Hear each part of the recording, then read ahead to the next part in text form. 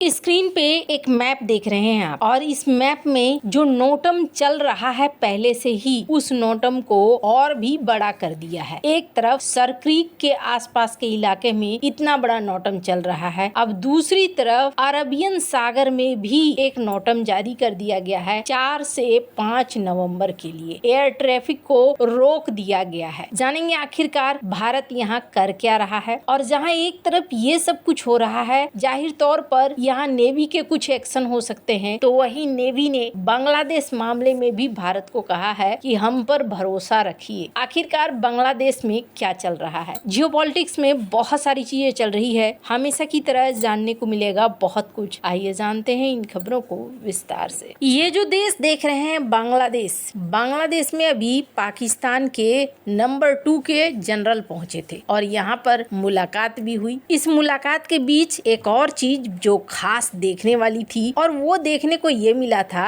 कि यहाँ पर इन्होंने झंडा लगा रखा था अपने इन तमगों के बीच में। यहाँ पर बांग्लादेश का भी झंडा लगा रखा था और पाकिस्तान का भी झंडा लगा रखा था। एक तरह से ये एक दूसरे की एकता को दिखलाना चाहते हैं। वैसे यहाँ पर बांग्लादेश के आर्मी चीफ खड़े हैं, उनके सीने में उस तरीके के झंडे नहीं दिख रहे थे। यहाँ पर ये जो मुलाकातें हो रही हैं, इस मुलाकात में पाकिस्तान बांग्लादेश को काफी अपनापन दिखलाने की कोशिश कर रहा है और यूनुस के कार्यकाल में ये बढ़ा भी है। वैसे आपको बता दूं, अभी पाकिस्तान ने ये ऑफर दिया था बांग्लादेश को कि भारत अपने पोर्ट आपको इस्तेमाल करने नहीं दे रहा है, तो एक काम करो, आप कराची का पोर्ट इस्तेमाल कर लो और यहाँ से आप बेचना शुरू कर दो। हालांकि कहते हैं ना, किसी को उंगली पकड़ाओ तो वो फिर पूरा हाथ ही पकड़ने की कोशिश करता है। बांग्लादेश ने भी अभी वही किया है। बांग्लादेश ने पाकिस्तान से एक खास रिक्वेस्ट कर लिया है कि अगर मदद ही हमारी कर रहे हो तो ऐसा करो कि जूट पर लगा हुआ जो आपने टैरिफ लगा रखा है उसको हटा लो और आप हमें बेचने दो अपना जूट। काफी लंबा हमारा व्यापार है और इस मामले में भारत ने हमारी क्लास लगा रखी है। दरअसल भारत ने जूट पे अभी जांच बिठा दिया है, जिसकी वजह से बांग्लादेश के अंदर जो व्यापारिक वर्ग हैं उनके अंदर हड़बड़ाहट है कि ये जो जांच है, इस जांच से उन्हें काफी नुकसान होगा। साथ ही साथ कई सारे मामलों में इन्होंने भारत ने प्रतिबंध भी लगाया हुआ है। ये चीजें अब असर दिखानी शुरू हो रही हैं, तो पाकिस्तान से इन्होंने मांग रखी है कि जूट के ऊपर जो आपने टैरिफ लगाया है उस टैरिफ को आप हटा दो। अब देखना होगा क्या पाकिस्तान इस मांग को मानता है और इसके पीछे कारण क्या है। खुद पाकिस्तान की इकोनॉमिक स्थिति इस वक्त डामाडोल है। दो ऐसे देश एक दूसरे के साथ में आकर खड़े हो रहे हैं जिन देशों के बीच में इकोनॉमी के नाम पर बहुत ही बुरी स्थिति है। कम से कम दो ऐसे लोगों के बीच पार्टनरशिप होना चाहिए जिसमें से एक तो इकोनॉमिक तौर पर अच्छा हो, लेकिन पाकिस्तान और बांग्लादेश के साथ सीन ऐसा नहीं है। तो ये मुलाकातें क्यों हो रही है? ये मुलाकातें हो रही हैं भारत को टारगेट करने के लिए। अभी बांग्लादेश के अंदर कौन उतरा है? बांग्लादेश के अंदर उतरा है जाकिर नाइक।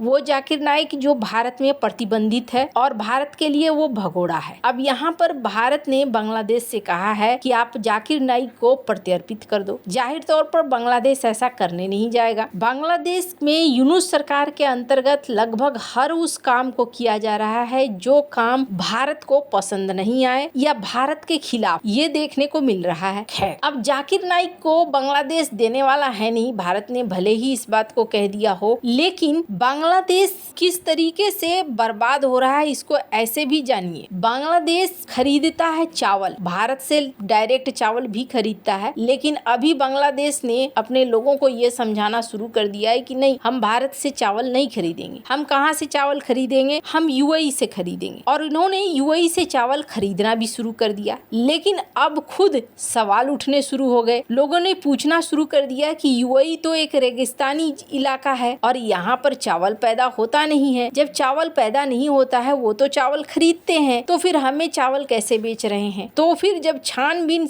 करना शुरू हुआ तो पता चला कि दुबई के रास्ते से ही आ रहे हैं भारत के ही चावल। चावल दुबई के नहीं है, यूएई के नहीं है, बल्कि भारत से चावल को मंगवाया जा रहा है और मंगवा कर फिर चावल को बेचा जा रहा है बांग्लादेश को। अब जरा सोचिए, म्यांमार और दुबई से कुल 1 लाख टन की चावल की खरीद की बांग्लादेश ने। म्यांमार से 50,000 टन और दुबई से 50,000 टन। अब यहाँ उनकी कुल लागत रही 446 करोड़ टका। लेकिन कहा क्या जा रहा है? कहा यह जा रहा है कि चूंकि यूएई से आया है माल तो यूएई से ढुलाई का खर्चा भी अलग है, इसलिए यहाँ हमें ज्यादा पेमेंट करना पड़ेगा। वो कहते हैं ना, कान घुमाकर पकड़ना, वैसा ही कुछ बांग्लादेश के साथ भी सीन हो रहा है। भारत से मुंह मोड़ने से इन्हें नुकसान पर नुकसान हो रहा है, लेकिन अब भारत ना कुछ खास तैयारी कर रहा है और इस खास तैयारी में ये भी देखने को मिल रहा है कि भारत रक्षा के लिए भी और साथ ही साथ इकोनॉमिक तौर पर भी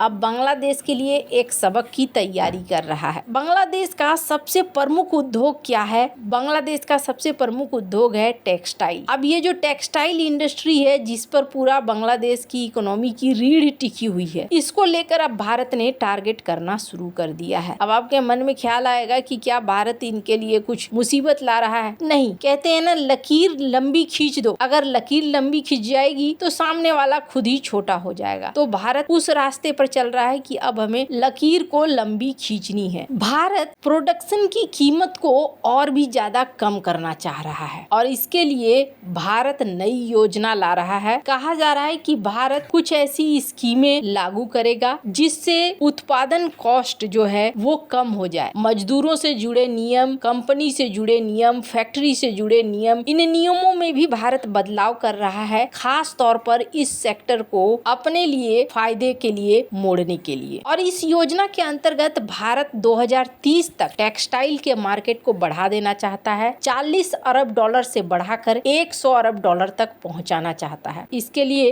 अपनी कमियों को दूर करने में भी लगा हुआ है। लेकिन मामला सिर्फ यहीं तक नहीं है। अभी एक नेवी का सम्मेलन हो रहा है जिसमें नेवी ने एक बड़ा जवाब दिया है। स्क्रीन पर इस वीडियो को आप देख सकते हैं। यहाँ पर भारत की नेवी ने कहा है कि ऑपरेशन सिंदूर अभी भी जारी है और हम उसके अनुसार काम कर रहे हैं। साथ ही साथ हम कई ग्लोबल पार्टनर के साथ एक्सरसाइज भी कर रहे हैं। हम जानते हैं कि हिंद महासागर क्षेत्र में आजकल बाहरी जहाज आने लगे हैं और हम उस पर भी नजर रख रहे हैं। बांग्लादेश मामले में इन्होंने कहा, आप भरोसा रखिए, बांग्लादेश का जो भी सीन चल रहा है उसे हम हैंडल कर लेंगे। स्क्रीन पर इस वीडियो को सुनिए। आर्मी, नेवी और एयरफोर्स, वायुसेना, थल सेना और नौसेना और सभी एजेंसीज, जो भी सिचुएशन हमारे आसपास हो रही है हम उसको मॉनिटर कर रहे हैं और जो भी कदम उठाने चाहिए हमें या जो हमें उठाने पड़ेंगे भविष्य में हम वो करेंगे।